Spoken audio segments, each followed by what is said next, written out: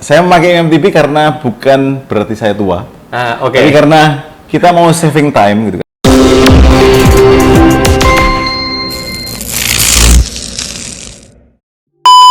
Selamat pagi, salam e-bike Indonesia. Sahabat semua sepeda, selamat datang di channel e-bike Arena, channel yang memang akan membahas segala aspek tentang e-bike di Indonesia. Untuk itu sobat-sobat e-bike bisa mendapatkan segala macam informasi tentang e-bike dan apapun yang berkaitan dengan e-bike, transisi ke e-bike, dan bagaimana e-bike itu bisa membuat kita lebih sehat, dan akan dibahas di channel ini.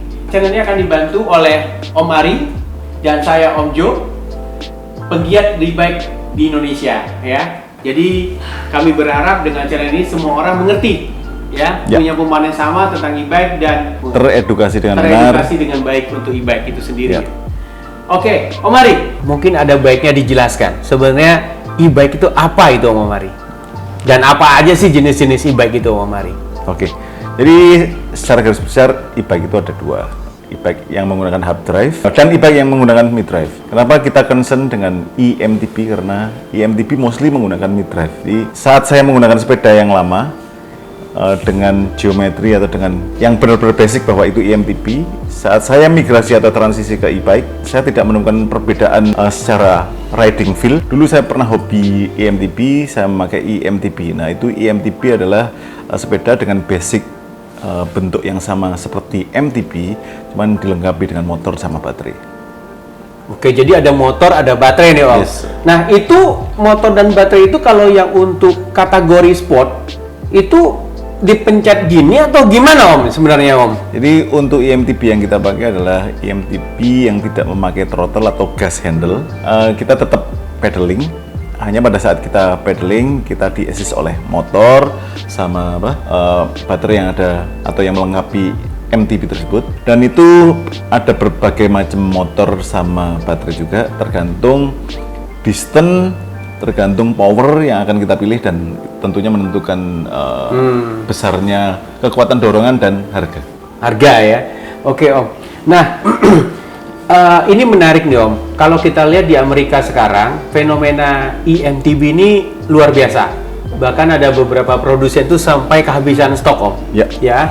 Jadi kalau saya baca itu karena memang di Amerika sekarang ini banyak e-MTB digunakan untuk mendaki. Mendaki, kemudian mereka melakukan downhill, ya kan Om ya.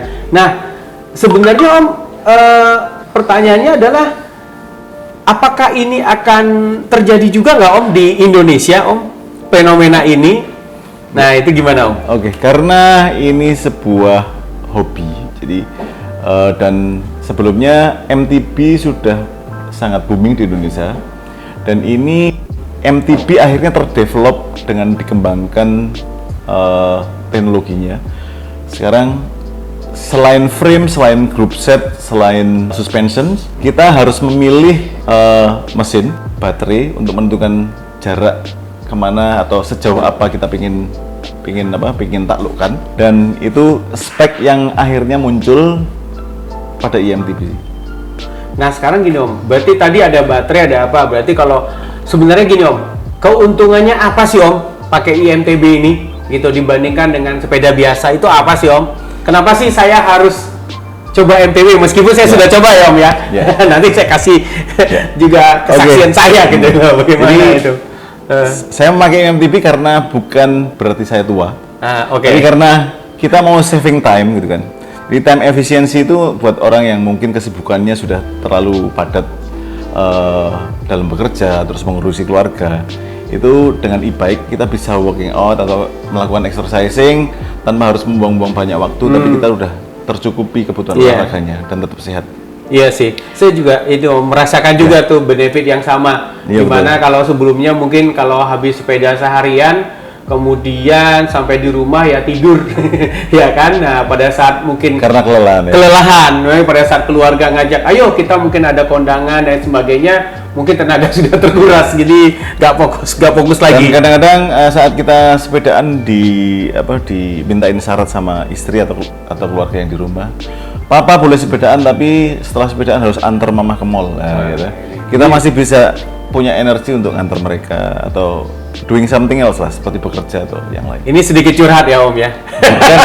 Bukan sih. Saya dengar keluhan teman saya, namanya Mas Arif. Mas Arif ya. Keep going.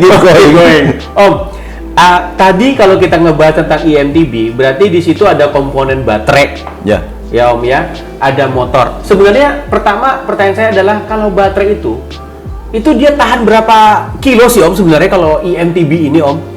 Jadi ada satuan di kapasitas baterai yang melekat pada MTB atau eMTB. Jadi ada yang 500 watt hour, 630 watt hour, 700 watt hour itu menentukan distance yang akan kita manfaatkan dari e-bike tersebut. Jadi seperti saat kita misalnya pingin adventure panjang, long distance adventure gitu, ya kita butuh 700 watt hour, 1000 watt hours gitu kan. Tapi biasanya untuk exercising harian atau mingguan yang mostly orang lakukan butuh 2-3 jam untuk bersepeda, tapi 500 watt hour cukup. 500 watt hour cukup. Itu biasanya berapa kilo tuh Om? Itu bisa Range-nya? kalau flat terrain bisa sampai 100 kilo. Wah, 100 kilo luar biasa. Untuk flat 100 kilo itu bisa lumayan ya, bolak-balik mungkin hampir sampai ke Bandung tuh bisa Om ya. Oh iya, Tapi bawa baterai ya. Bawa charger. Bawa charger. Ya kayak ada teman saya itu tadi pagi juga gitu ya. Bawa charger Dia buat kemana-mana charger ya? itu di kemana-mana. Oh, Jadi gitu ya? setiap berhenti numpang ngecas. Oh gitu. Numpang ngecas mungkin udah bolok kali baterainya. Iya. Oke. Kayaknya perlu diundang nanti. Kita perlu undang orang itu. Ngobrol-ngobrol. Ya, saksinya. Nah, kemudian Om, tadi kan berarti kan ada baterai, ada motor. Ya.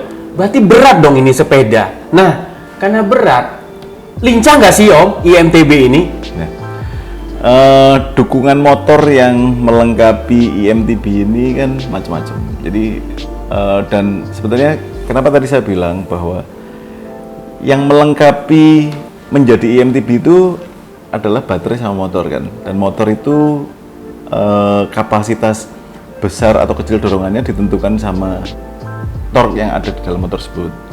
Dia ada yang 60 Nm, ada yang 90 Nm tergantung kekuatan motor tersebut. Dan karena desainnya tetap mengikuti desain MTB from the very basic gitu kan. Iya.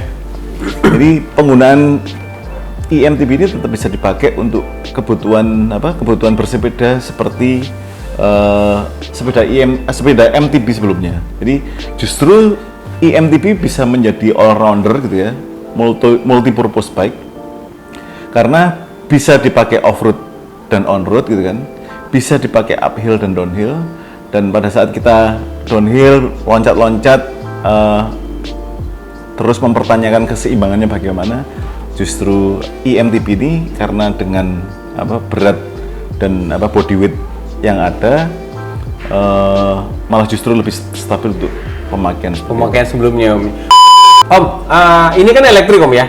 Ini kan elektrik dan tahu sendirilah kalau kita naik sepeda itu, apalagi kan sebenarnya kan kita explore daerah-daerah yang belum terjamah lah. Ya. Ya kan, belum terjamah nih, ya kan. Nah, tiba-tiba hujan, tiba-tiba ada sungai, ya kan Om. Kemudian ada kali itu Om ya. Nah, ini aman nggak sih Om? Atau kesentrum sayanya Om? Ya.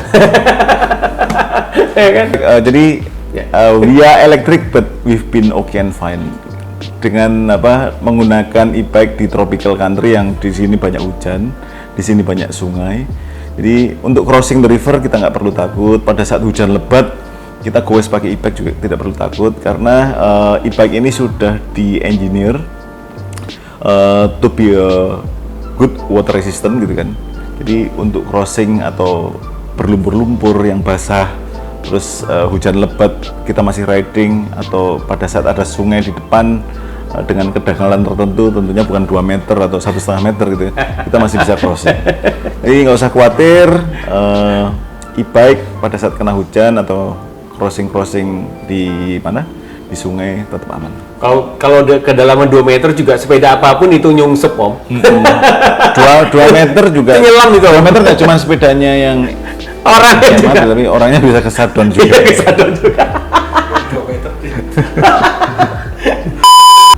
Satu juga Om, keuntungan yang saya rasakan Om selain lincah e-bike ini adalah kita bisa eksplor lebih jauh Ya. Om. Jadi kita bisa ekspor tempat-tempat yang mungkin kita itu punya apa ya, keterbatasan mungkin tenaga atau Ya. bagaimana untuk ekspor ke tempat-tempat tersebut ya. Misalnya apa namanya tuh, ke tempat-tempat yang unik gitu. Itu misalnya terjadi. Jadi Ah. kita pernah ke daerah Ciwidey, kita pernah ke Tangkuban Perahu, di mana pada saat kita pakai MTB biasa, kita hanya bisa melihat dari bawah. Oh, ke sana cakep banget tuh kayaknya gitu, view-nya di sana. Pada saat kita mencoba taklukkan dengan MTB biasa, ternyata fisik kita dan pedaling kita, mungkin hot rate kita juga tidak mampu. Nah, dengan EMTB itu kita bisa reaching ke daerah-daerah yang sebelumnya hanya kita bisa lihat. Tapi karena di situ untuk ke tempat tersebut harus melalui sustain climb atau tanjakan yang nggak habis-habis, dengan EMTB kita bisa menemukan solusinya. Ya, ya. Jadi ibaratnya ini merupakan solusi buat semua orang sih sebenarnya, Yes. untuk bisa menikmati tempat-tempat yang memang unik, Ya. unik dan bisa nikmati. Dan impossible sebelumnya dengan MTB biasa. Iya. Seperti kemarin kita ketemu teman-teman di Merapi, teman-teman MTB biasa turun dari Kelangon, kalau kita masih mampu naik Iya. ke daerah yang lebih tinggi dan Iya. justru malah looping di situ. It was so fun. It was so fun. Jadi sobat IMTB ya, jadi ini benar-benar apa ya? Ini bukan memperbandingkan, bukan, tapi ini lebih kepada membuat Perbedaan bahwa ya. IMTB ini bisa dijadikan opsi untuk teman-teman yang ingin doing adventure yang lebih jauh, Ya. lebih tinggi gitu kan. Iya. Karena kita dibantu dengan torsi yang melekat pada produk tersebut. Iya. Tapi kalau olahraganya masih tetap olahraga, tetap. Jadi Ya. karena memang kalau tadi motornya baru bekerja kalau kita lakukan pedaling. Ya. Ya kan? Jadi kita harus menjaga cadence, kita juga harus menjaga kita punya speed ya, sehingga motornya benar-benar bergerak secara optimal ya Om ya. Mungkin nggak dengan tetap memakai IMTB kita hot rate kita reaching red zone gitu. Sangat mungkin karena Iya. saat pedaling kita sudah terlalu frekuen dan hot rate kita naik, kita bisa reaching red zone juga dan itu berbahaya. Makanya meskipun e-bike tetap kita mesti mengukur cadence kita, terus hot rate kita gitu. Di safety first buat teman-teman. Berikut adventure dari footage-footage yang pernah kita lakukan dengan IMTB. Baik.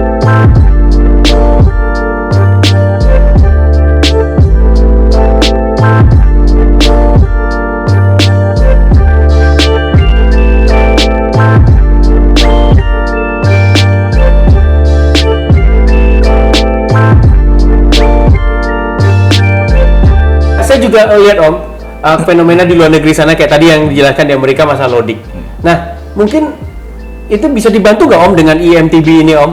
IMTB untuk beberapa benefit ya di bike park, karena di bike park itu biasanya kita setelah downhill kita reload lagi. Iya, benar. Setelah downhill kita reload lagi. Iya. Jadi biasanya kalau kita di bike park saat kita mau reload kita mesti loading pakai mobil atau pakai, kalau di luar negeri pakai Skytrain gitu ya. Nah itu kita bisa lakukan pedaling sampai ke start point lagi, habis itu kita turun. Tapi bukan hanya sekedar itu intinya untuk benefit dari IMTB sendiri, karena loading it was only a small very small reason gitu. Jadi dari benefit yang lebih besar penggunaan IMTB. Nah, tadi kalau kita udah ngomong benefit, kita udah ngomong motor ya kan, kita udah ngomong ini. Nah sekarang gini, sebagai pengguna baru nih, misalnya ada ketertarikan untuk IMTB. Nah, kira-kira Om, di mana dia bisa mendapatkan informasinya? Ini satu Om. Kedua, apa yang dia harus cari Om? Ya misalnya apakah speknya ataukah geometri atau gimana nih? Tip-tipsnya gimana nih Om nih? Di Cibubur kita sudah menyediakan tempat juga yang di situ buat teman-teman IMTB yang sudah memiliki sepeda ataupun yang pingin merasakan bagaimana sih IMTB sebenarnya gitu kan. Pedelec itu apa, terus bagaimana riding feel-nya dengan mid-drive motor yang selama ini melengkapi IMTB yang kita pakai. Nah, terus rasanya seperti apa? Bisa datang kemari dan kita punya show unit untuk dicoba sama teman-teman. Dan kita happy saat bisa mengenalkan e-bike ini ke teman-teman yang lebih luas.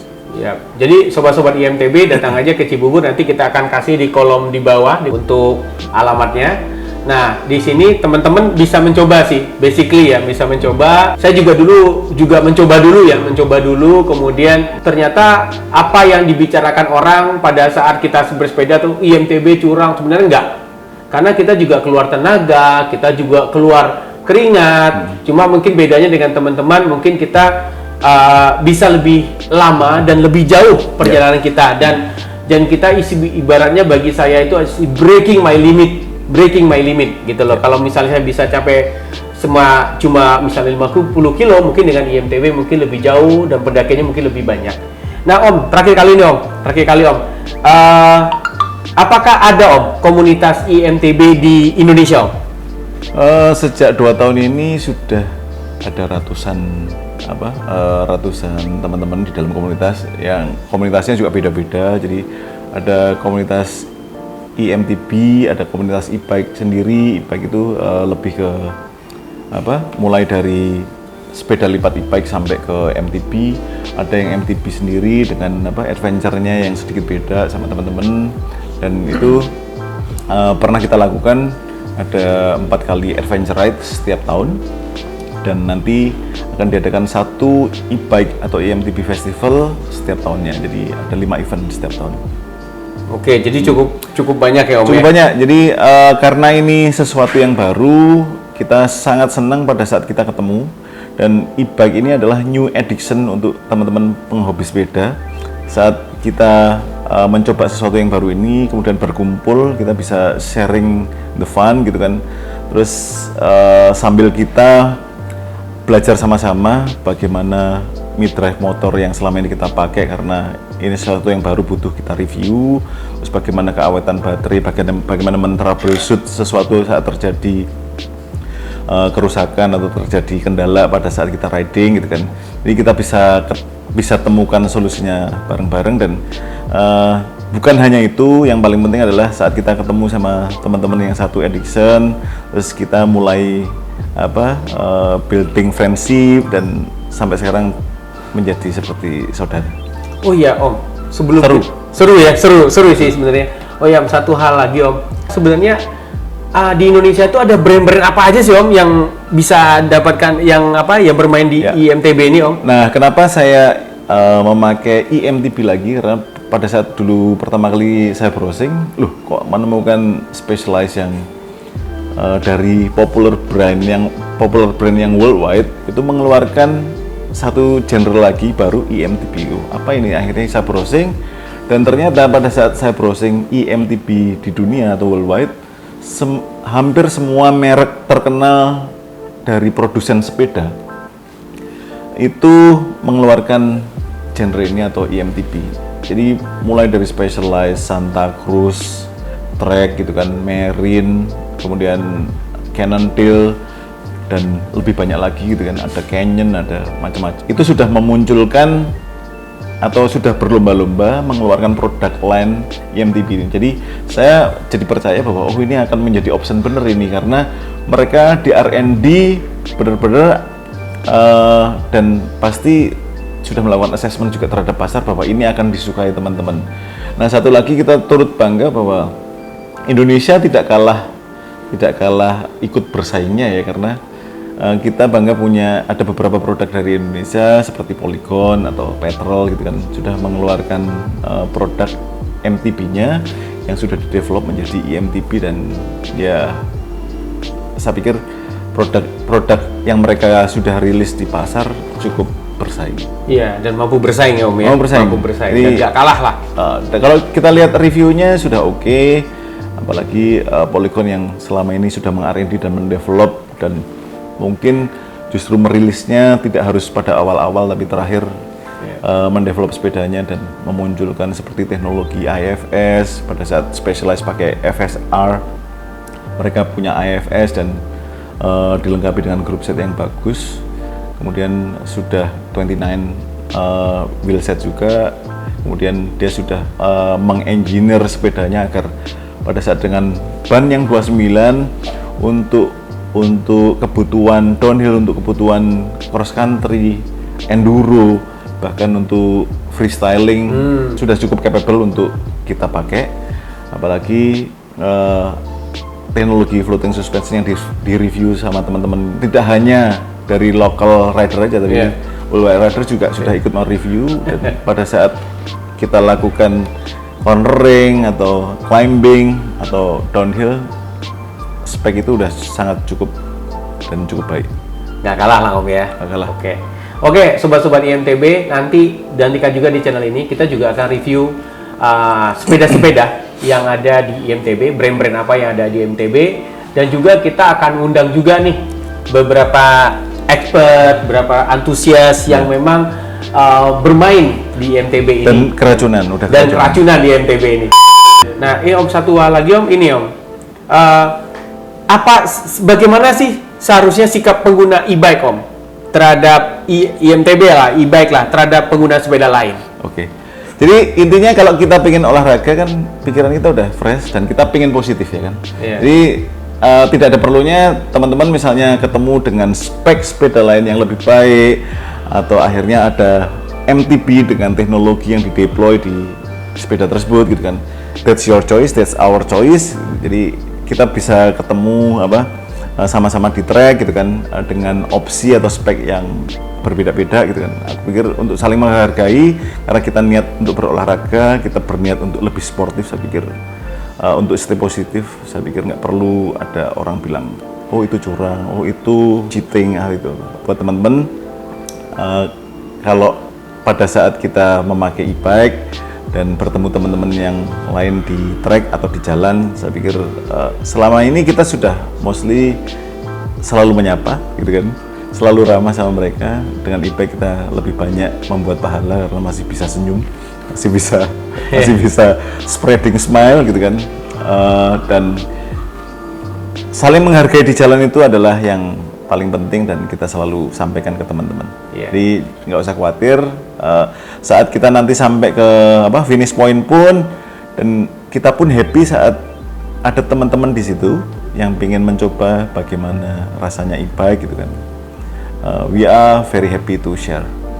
Ya, karena semua kita mencari olahraga dan kita semua adalah saudara dalam bersepeda. Oke, Sobat e-bike Indonesia, stay tune terus di channel ini dan nantikan topik-topik yang menarik. Dan jika ada pertanyaan atau komen seputar e-bike, silakan isi di bawah. Kami akan mencoba membantu memberikan jawaban terbaik buat sobat-sobat semuanya. Oke, Sobat e-bike Indonesia, salam e-bike Indonesia, sahabat semua sepeda.